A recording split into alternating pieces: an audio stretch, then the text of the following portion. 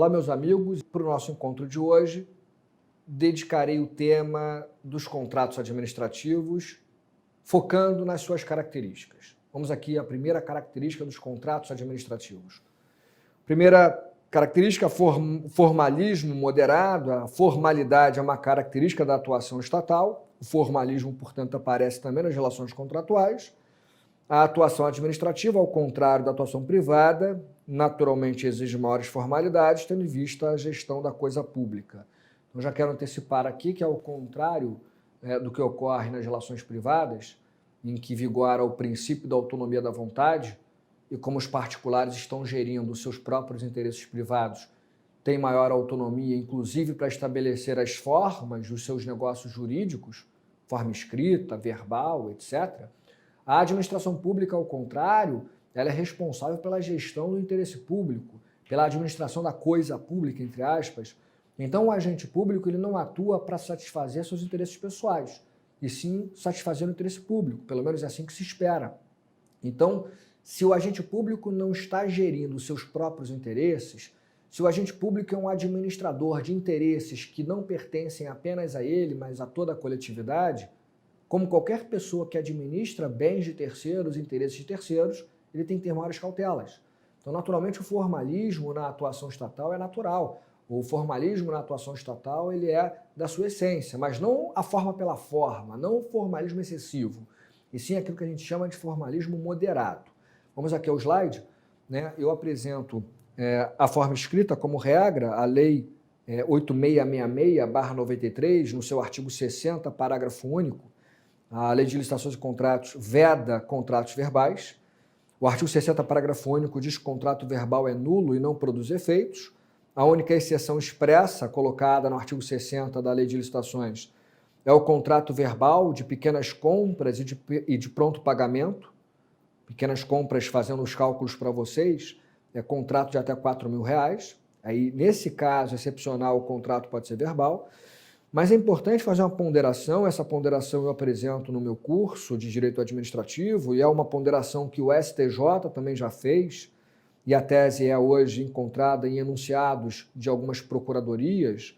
Eu menciono aqui o enunciado número 8 da PGE do Rio de Janeiro, e também a orientação normativa número 4 da AGU, né? O dever da administração contratante de pagar ao contratado pela execução do ajuste verbal, mesmo que o ajuste verbal seja nulo, em homenagem aos princípios da boa-fé e da vedação do enriquecimento sem causa. Essa possibilidade vai ficar restrita aos casos de comprovada urgência, na minha opinião, hipótese que a licitação, inclusive, é dispensável e a boa-fé é presumida. Bom, essa parte final é a minha opinião pessoal, é a tese que eu tenho sustentado, mas cá entre nós, a tese majoritária hoje que tem prevalecido é que, independentemente de urgência ou emergência, quando o poder público faz um contrato verbal com um particular, mesmo que o contrato verbal seja nulo, ilegal, né, o poder público deveria indenizar o contratado, claro, se o contratado não agiu de má fé, em homenagem aos princípios da boa-fé, em homenagem ao princípio que veda o enriquecimento sem causa do Estado, em homenagem também ao artigo 59, parágrafo único da Lei de Licitações, que diz que o Estado deve indenizar o contratado, na hipótese de ilegalidade, por tudo aquilo que foi executado por ele, contratado, até a data da declaração de nulidade. Eu, pessoalmente, tenho estabelecido algumas críticas e uma interpretação em relação a essa tese da doutrina majoritária e da própria jurisprudência, porque me parece que o contratado ele não pode ser considerado de boa-fé, alegando apenas que desconhecia a ilegalidade ou que desconhecia a lei. Naturalmente, aquele que se relaciona com o Estado sabe das legislações aplicáveis, das normas aplicáveis e do dever de licitação, do dever de celebrar contrato escrito. Conhece o artigo 60, parágrafo único, ou deveria conhecer?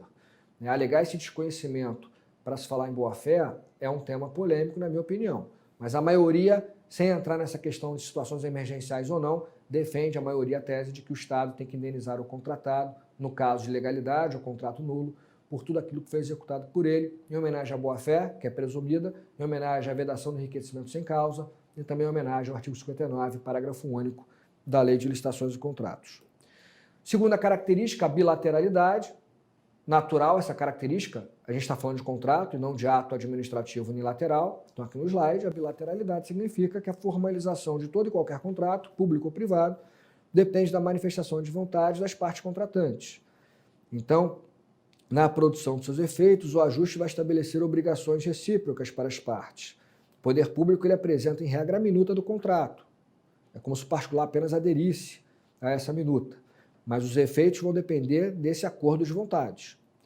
A distinção entre contratos e atos administrativos vem da bilateralidade. Enquanto a formatação do ato depende da manifestação unilateral da administração, a formação de um contrato e a geração de seus efeitos depende da concordância de duas ou mais partes.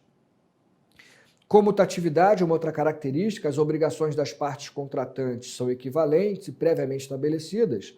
A própria proposta do licitante vencedor, que vai ser justamente o motivo para ele ser o escolhido na celebração do contrato, os termos da proposta do licitante vencedor, esses termos vão constar do contrato assinado.